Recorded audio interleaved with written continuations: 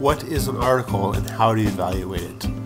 Articles are typically printed in a magazine or journal. However, more and more magazines and journals have at least some online component, and there are others that are completely online. What is the difference between a website and an online article? In all honesty, the differences may seem minute, but it is those minute yet distinct elements that can tell you whether a resource reflects scholarship or popular opinion. Again, we are looking at the topic of media and violence. This is a website. How can I tell? If it were a publication, there would be some citation information provided. What journal is this from? If it were a journal article, it would give me the citation information I needed to find it. If I used this in my paper, which I would not recommend because a red flag comes up when looking at the author's credentials, there are none, I would cite it as a web page. Let's look at another website. Is it a web page or an online article, and how can I tell? In this case, this is an online article. Look at the top of the screen. It states PLOS1, a peer-reviewed open access journal. The fact that it is peer-reviewed is important. This means that the content in this journal has been reviewed by peers in the discipline, kind of giving it a stamp of approval. Secondly, it is labeled as a research article. Look at the authors of this article. This website lists their credentials. If we scroll down, we can begin to look at the article. This is a journal article for a peer-reviewed journal that is available online. This should be cited as a journal article.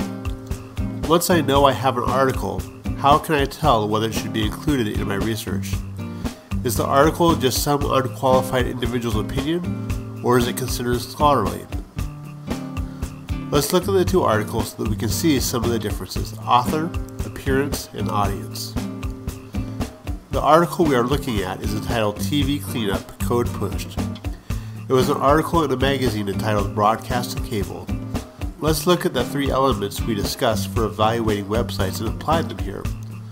One of the first questions we should ask is who wrote it. An individual by the name of Paige Albenek wrote it. Does it list any credentials? What is this person's authority in the field? None is listed. This brings up a red flag. The length of this article suggests that the audience for whom this is written is likely the general public, not scholars or professionals. Appearance. This article is a short clip of information likely intended for the general public. Oftentimes, in the midst of research, more information is needed than an article addressed to the public will touch upon. Let's look at another article. This article is in a journal entitled Journal of Advertising. While in many cases it is true, it should not be assumed that simply because the title uses the name journal in it, that it is a peer-reviewed journal. Let's use the 3 A's to see if we can consider this article a reliable resource. Author. There are 3 authors to this article: Lawrence Ashworth, Martin Pyle, and Ethan Panzer. All 3 give their credentials. Ashworth has a PhD, and both Pyle and Panzer are PhD candidates. This suggests that the authors know what they are talking about. Audience. The language, purpose, and intent of the article all point to a more scholarly audience, rather than the general public. Appearance. The look of this article is boring. It has no advertisements, no color, and no pictures. It likely does not appeal to a general audience. It would appeal to people interested in this topic, not to the general public. Looking at it through these lenses, the article is likely from a peer-reviewed journal and can be used in our research. There are some resources that are intended to pull up only peer-reviewed articles. One of them is Google Scholar.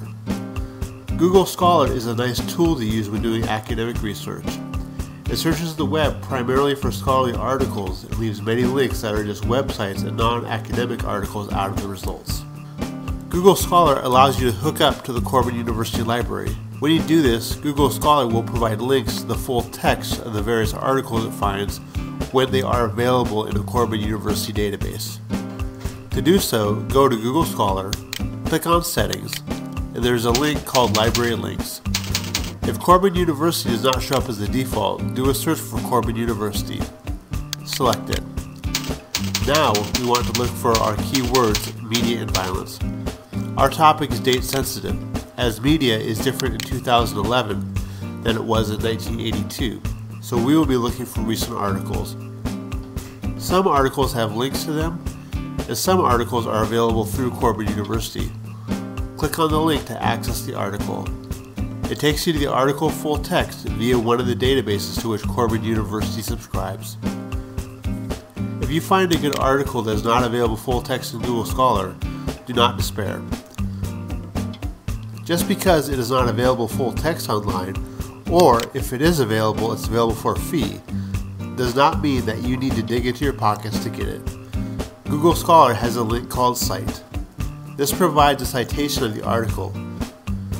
Simply copy this, paste it in an email, and send the email to ill@corban.edu. This initiates a request for this article. The articles can take anywhere from 1 to 3 days to come in.